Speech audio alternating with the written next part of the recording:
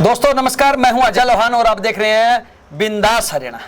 Ticket के दावेदारों में आज हम बात करेंगे पलवल विधानसभा की। आज हम आपको बताएंगे कि यहां के जातीय समीकरण क्या कुछ कहते हैं और 2019 के विधानसभा चुनाव में किसने किसको पटकनी दी थी और साथ ही साथ अब की बार बीजेपी, जेजेपी, इनेलो व कांग्रेस के कौन कौन से वो चेहरे हैं जो अपनी किस्मत को आजमाना चाहते हैं, कौन कौन से वो नेता हैं जो टिकट की दावेदारी में शामिल है। बिंदास हरियाणा की तरफ से जो सर्वे करवाया गया उस सर्वे में किन किन लोगों के नाम आए हैं उसके बारे में भी हम चर्चा करेंगे। और आज हमारे साथ चर्चा में हिस्सा लेने के लिए पॉलिटिकल एक्सपर्ट प्रदीप कुमार जी मौजूद है। प्रदीप जी, स्वागत है आपका बिंदास हरियाणा में। धन्यवाद अजय जी। पलवल विधानसभा की अगर हम बात करें तो यहाँ के जो जातीय समीकरण है वो अनुसूचित जाति के जो मतदाता हैं करीब 65,000 हैं और वहीं ग्रामीण मतदाताओं की अगर हम बात करें तो करीब 1,45,000 है और वहीं शहरी मतदाताओं की बात करें तो 1,20,000 के करीब है। कुल अगर हम मतदाताओं की बात करें पलवल विधानसभा में तो कुल वोट जो है वो लगभग 2,65,000 के करीब है। वहीं 2019 का जो चुनाव हुआ था उस चुनाव में बीजेपी की तरफ से दीपक मंगला ने अपनी किस्मत को आजमाया था और उन्होंने 89,426 वोट हासिल किए थे। जी हाँ, बीजेपी की तरफ से दीपक मंगला को 89,426 वोट मिले थे और उनकी 28,296 वोटों से जीत हुई थी। वहीं कांग्रेस की तरफ से कर्ण सिंह दलाल को 61,130 वोट ही मिले थे। कहीं ना कहीं दीपक मंगला ने कर्ण सिंह दलाल को 28,296 वोटों से हराया था। वहीं जेजेपी की तरफ से गया लाल चुनावी मैदान में उतरे थे, उनको केवल 6,498 वोट ही मिले थे। वहीं अगर हम 2024 के लोकसभा चुनाव की बात करें तो 2024 के लोकसभा चुनाव परिणाम में 24,944 वोटों से बीजेपी ने जीत हासिल की थी। जिस प्रकार से विधानसभा चुनाव में 28,296 वोटों से बीजेपी ने जीत हासिल की थी, हालांकि वो लीड लोकसभा चुनाव में घटकर 24,944 वोटों की रह गई, लेकिन फिर भी मार्जिन जो है बीजेपी के पक्ष में जाता हुआ यहां पर साफ देखने को मिल रहा है। वहीं टिकट के दावेदारों की हम बात करेंगे, उसके ऊपर भी चर्चा करेंगे। बिंदास हरियाणा की तरफ से जो सर्वे करवाया गया उसमें किन किन लोगों के नाम, किन किन नेताओं के नाम टिकट के दावेदारों में शामिल हैं उसके बारे में हम आपको बताएंगे। हमारे साथ पॉलिटिकल एक्सपर्ट प्रदीप कुमार जी मौजूद है। प्रदीप जी, पलवल विधानसभा को आप किस प्रकार से देखते हैं? देखिए अजय जी, पलवल विधानसभा क्षेत्र फरीदाबाद लोकसभा क्षेत्र का हिस्सा है जी और यहाँ पे समय समय पे वहाँ की परिस्थितियाँ बदलती रही हैं। वहाँ से चौटाला साहब के इंडियन नेशनल लोकदल का भी प्रभाव रहा है, वहाँ पे चौधरी बंसीलाल जी की विकास पार्टी का भी प्रभाव रहा है और वहाँ पे कांग्रेस का भी प्रभाव रहा है और इसके साथ साथ वहाँ पे आरएसएस से कह लीजिए या एबीवीपी से या भारतीय जनता पार्टी से जुड़े हुए लोगों की भी काफ़ी बहुतायत में है जी। और ये अर्ध शहरी और अर्ध ग्रामीण इलाका है जी। यहाँ पे किसान मतदाता भी काफी बड़ी संख्या में है, जिसमें जाट और गुर्जर मतदाता भी काफी बड़ी संख्या में है जी। तो मैं समझता हूँ कि यहाँ पे लगभग सभी पार्टियों का असर रहा है और इसीलिए यहाँ का जो चुनाव नतीजे हैं वो कभी किसी पार्टी के पक्ष में तो कभी किसी पार्टी के पक्ष में जाते रहे हैं। जी, कभी किसी पार्टी के पक्ष में जाते रहे। आइए अब आपको बताते हैं कि आखिरकार पलवल विधानसभा से टिकट के दावेदारों में कौन कौन से नेता शामिल है। सबसे पहले हम बात करेंगे बीजेपी के टिकट के दावेदारों की। तो निश्चित रूप से दीपक मंगला जी यहां से विधायक है और उनका नाम टिकट के दावेदारों में सबसे ऊपर शामिल है। प्रदीप जी, देखिए अजय जी, बिल्कुल निश्चित तौर पे क्योंकि दीपक मंगला जी वहाँ से स्थानीय विधायक हैं और वो भारतीय जनता पार्टी के मूल रूप से कार्यकर्ता। उन्होंने अपना राजनीतिक जीवन की शुरुआत अखिल भारतीय विद्यार्थी परिषद से शुरू करके और भारतीय जनता युवा मोर्चा के वो प्रदेश अध्यक्ष के पद पर भी रहे और उसके बाद वो भारतीय जनता पार्टी में प्रदेश सचिव के प्रदेश महामंत्री के पद पे भी वो हैं निश्चित तौर पर उनकी दावेदारी भारतीय जनता पार्टी में सभी लोगों में कहीं ना कहीं औरों से मजबूत दिखाई पड़ती है। और क्योंकि वो स्थानीय विधायक होने का भी उनको, वर्तमान में विधायक होने का भी उनको फायदा मिलेगा, तो निश्चित तौर पर भारतीय जनता पार्टी के प्रमुख उम्मीदवारों में से एक हो। जी, वहीं उनके बाद अगर हम टिकट के दावेदारों की बात करें बीजेपी ही पार्टी के, तो गौरव गौतम है, विद्यार्थी परिषद से जुड़े रहे हैं, महाराष्ट्र प्रभारी भी हैं, युवा मोर्चा के महामंत्री रहे हैं, उनका नाम भी टिकट के दावेदारों में शामिल है। बाई चांस अगर पार्टी बदलाव करती है, किसी प्रकार का परिवर्तन करती है, तो टिकट के दावेदारों में, हालांकि ये लंबे समय से टिकट की इच्छा भी रखते हैं, तो इनका भी नाम टिकट की दावेदारी में शामिल है। गौरव गौतम जी, देखिए बिल्कुल अजय जी, जिस तरीके की संभावनाएं जताई जा रही हैं कि एंटी इनकम्बेंसी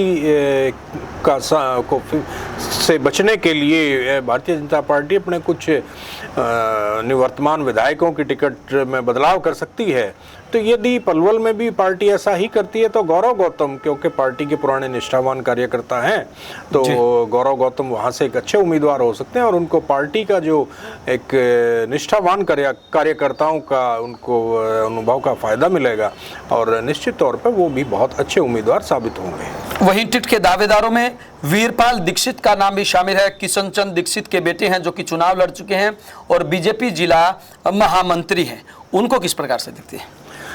देखिए अजय जी, जो वीरपाल दीक्षित जी की बात आपने कही, उनको बिल्कुल उनके पिताजी ने का जो राजनीतिक अनुभव है उसका भी फायदा मिलेगा और भारतीय जनता पार्टी का, क्योंकि वहाँ पे उस इलाके में भारतीय जनता पार्टी का भी अपना प्रभाव है, तो वो भी अच्छे उम्मीदवारों में शामिल हो सकते हैं। जी, वही उसके बाद अगर हम बात करें और उम्मीदवारों की, तो ठाकुर हरेंद्र पाल सिंह, जो कि एचपीएससी के मेंबर रहे हैं, वो भी टिकट की दावेदारी में शामिल है और राजेंद्र बैंसला, जो कि सीनियर एडवोकेट है, वो भी टिकट की दावेदारी में शामिल है।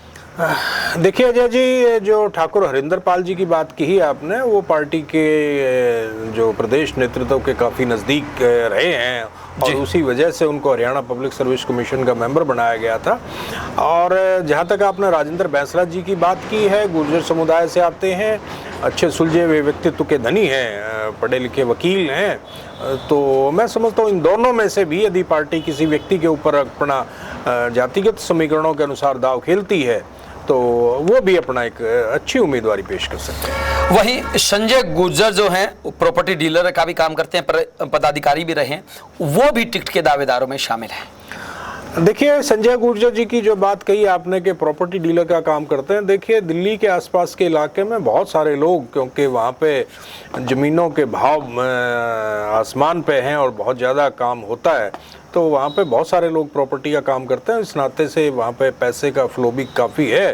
तो निश्चित तौर पे संजय गुर्जर जी को यदि पार्टी उम्मीदवार बनाती है तो वो एक अपना अच्छी दावेदारी पेश करके और अपना एक अच्छे तरीके से चुनाव लड़ने में सक्षम होंगे और मैं समझता हूं कि वो कांग्रेस पार्टी के लिए कुछ मुश्किलें भी खड़ी कर सकते हैं। जी, वहीं हम बात करें आईएनएलडी की, जी हाँ, इनेलो की अगर हम बात करें तो इनेलो पार्टी में टिकट के दावेदारों में सतपाल देसवाल का नाम है, पूर्व प्रत्याशी रहे हैं, युवा जिला प्रभारी रहे हैं गुरुग्राम के, उनका नाम टिकट के दावेदारों में शामिल है।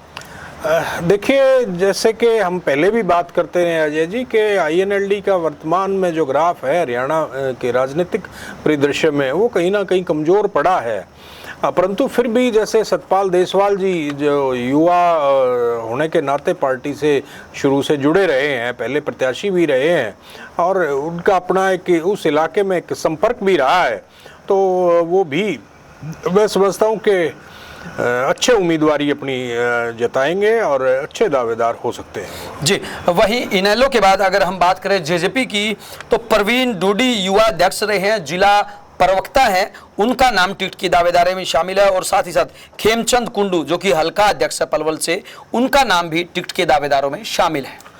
देखिए अजय जी, चाहे प्रवीण डूडी हो या खेमचंद कुंडू जी हो, वो दोनों के दोनों जननायक जनता पार्टी के पदाधिकारी हैं और उस नाते से विभिन्न कार्यक्रमों के लिए या वैसे भी लोगों के बीच में रहने वाले व्यक्ति हैं परंतु जननायक जनता पार्टी भी, क्योंकि पिछले लोकसभा चुनाव में जननायक जनता पार्टी का प्रदर्शन बड़ा खराब रहा है, हम ये कह सकते हैं, लेकिन फिर भी वो दोनों लोग क्योंकि जनता के बीच में जाते रहे हैं, तो जननायक जनता पार्टी के लिए अच्छे उम्मीदवार हो सकते हैं। जी, वहीं अगर हम कांग्रेस की बात करें, अभी तक जितनी भी विधानसभा सीटों के ऊपर टिकट के दावेदारों की हमने चर्चा की है, उसमें कांग्रेस पार्टी की एक बहुत लंबी लिस्ट सामने आती है, लेकिन पलवल विधानसभा में भी नूह जैसे हालात है। यहाँ पर कर्ण दलाल का नाम टिकट के दावेदारों में, या ये कहें कि फाइनल उम्मीदवार के रूप में लगभग जो है वो शामिल है।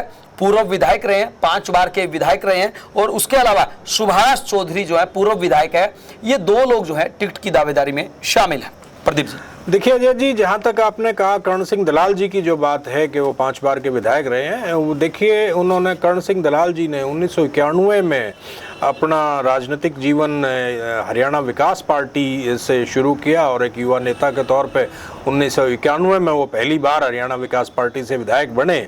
और 1996 में जब हरियाणा विकास पार्टी की सरकार बनी चौधरी बंसीलाल जी के नेतृत्व में, तो उस वक्त भी वो दोबारा दूसरी बार विकास पार्टी के विधायक के तौर पे जीत के आए और प्रदेश में मंत्री भी बने।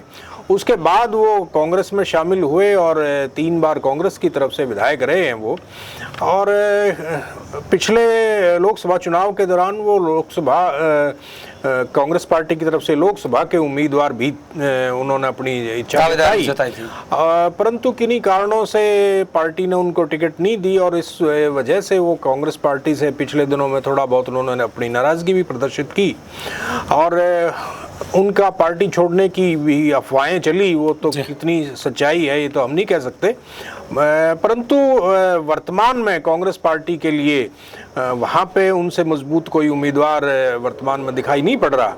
परंतु सुभाष चौधरी जी की जो आपने बात कही है, सुभाष चौधरी जी भी पूर्व विधायक हैं। एक बार 2009 में INLD से वो विधायक रहे और वर्तमान जो 2024 का लोकसभा चुनाव था उसमें उन्होंने बिना किसी शर्त के, और महेंद्र प्रताप जी जो कांग्रेस के उम्मीदवार थे लोकसभा चुनाव में, उनका बड़ा समर्थन किया और काफ़ी मेहनत भी उन्होंने की है। तो यदि पार्टी कहीं ना कहीं दूसरा विचार रखती है तो उसमें सुभाष चौधरी जी भी एक उम्मीदवार हो सकते हैं और पूर्व विधायक होने के नाते उनको वहाँ पे कहीं ना कहीं उस इलाके में एक एज मिल सकता है। प्रदीप जी, अगर हम बात करें पलवल विधानसभा की, यहाँ पे भी वही हालात देखने को मिलते हैं जैसे हमने आदमपुर की बात की थी या इलाहाबाद की बात की थी या फिर तोशाम की बात की थी कि बड़े पेड़ के नीचे छोटे पेड़ उगते हुए नजर नहीं आ रहे हैं। जहाँ पे बड़ा नेता होता है वहाँ पे छोटे नेताओं को कोई तवज्जो नहीं दी जाती। इसी वजह से शायद लगता है कि और नाम सामने उभर के नहीं आए टिकट के दावेदारों में। बिल्कुल निश्चित तौर पे, क्योंकि देखिए अजय जी, जब लंबे समय तक कोई व्यक्ति वहाँ पे अपनी प्रतिनिधि रहता है तो दूसरे लोग जो होते हैं उनको भी ये होता है कि हमारे लिए कहीं अवसर नहीं है, और वहाँ पे जो मतदाता है या कार्यकर्ता है वो भी उसके पक्ष और विपक्ष में बंट जाता है। इसी तरीके से हर विधानसभा क्षेत्र में जहाँ पे बड़े नेता प्रतिनिधित्व करते हैं वहाँ पे कार्यकर्ता और मतदाता दोनों पक्ष और विपक्ष में बंट जाता है। यही स्थिति पलवल में भी है, क्योंकि कर्ण सिंह दलाल 1991 से लेके और 2024 तक वहाँ पे लगातार राजनीतिक रूप से सक्रिय हैं, तो निश्चित तौर पर वहाँ पे दूसरा व्यक्ति, और क्योंकि हरियाणा में भूपेंद्र सिंह जी हुड्डा 10 साल मुख्यमंत्री रहे हैं और वर्तमान में भी वो विपक्ष के नेता हैं और प्रदेश के सबसे बड़े नेता के तौर पे उनको कांग्रेस में माना जाता है, और कर्ण सिंह दलाल उनके सीधे तौर पे रिश्तेदार भी हैं, तो इसलिए मैं समझता हूँ कि कार्यकर्ताओं को भी एक ये होता है कि वहाँ पे दावेदारी करने का कोई फ़ायदा नहीं है, जो उम्मीदवारी तो कर्ण सिंह दलाल जी की होगी, इसका उनको एक फ़ायदा भी मिलता है। जी प्रदीप जी, अंतिम प्रश्न अगर हम बात करें, आपको क्या लगता है पलवल विधानसभा में भी त्रिकोणीय मुकाबला हो सकता है? देखिए अजय जी, अभी तो नहीं लगता कि त्रिकोणीय मुकाबला हो सकता है। मैं समझता हूँ वर्तमान में जो परिस्थिति है उसके अनुसार तो वहाँ पे सीधा मुकाबला के आसार दिखाई पड़ते हैं, परंतु क्योंकि जब टिकटों का बंटवारा होगा उस वक्त बहुत सारी परिस्थितियाँ बदलती हैं। हो सकता है कोई ऐसा कद्दावर उम्मीदवार जो किसी पार्टी की टिकट ना मिलने से नाराज होकर दूसरी पार्टी में चला जाए जी। और कुछ पार्टी और कुछ अपने निजी संपर्कों के अनुसार वो मुकाबले को त्रिकोणीय बना दे, तो वो समय आने वाला समय बताएगा, परंतु वर्तमान में मुझे ऐसा दिखाई नहीं पड़ रहा। जी बिल्कुल, वर्तमान में ऐसा दिखाई नहीं पड़ता है। अभी हमने आपको बताया कि पलवल विधानसभा के अंतर्गत कौन से वो चेहरे हैं जो टिकट के दावेदारों में शामिल हैं। आपको क्या लगता है कि जो नाम इस कार्यक्रम में बताए गए हैं उनमें से किसमें सबसे ज्यादा दम है? आप हमें कमेंट बॉक्स के माध्यम से जरूर बताएं। और साथ ही साथ बिंदास हरियाणा की तरफ से जो सर्वे करवाया गया, उस सर्वे में अगर आपको लगता है कि कोई बड़ा चेहरा, कोई बड़ा नाम, कोई बड़ा नेता वो छूट गया है, तो उनका नाम भी आप हमें कमेंट बॉक्स के माध्यम से बता सकते हैं। कल फिर मिलेंगे एक नई विधानसभा सीट के साथ और आपको बताएंगे कि वहां पर किस प्रकार के राजनीति के हालात है, किस प्रकार के राजनीति के समीकरण है, जातीय समीकरण क्या कुछ कहते हैं, और साथ ही साथ टिकट के दावेदारों में कौन कौन शामिल है। दीजिए तब तक आपके अपने साथी अजय लोहान व पॉलिटिकल एक्सपर्ट प्रदीप कुमार जी को इजाजत। नमस्कार। धन्यवाद। नमस्कार जी।